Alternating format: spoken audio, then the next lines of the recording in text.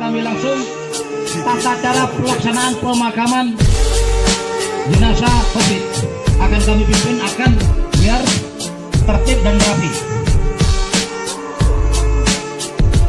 Angkat putih. Gerak. Maju. Jalan. Kemudian langsung baik dari ambulan maupun setelah disematkan di sini langsung peti jenazah dibawa ke pemakaman. Moga kita lihat pemakaman secara simbolis.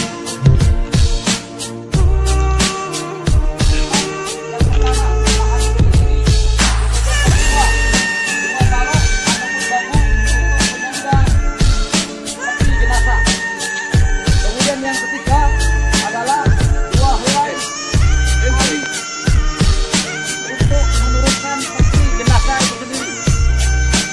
Kemudian yang kalah langsung pada tata cara orang pojok adalah memegang tali.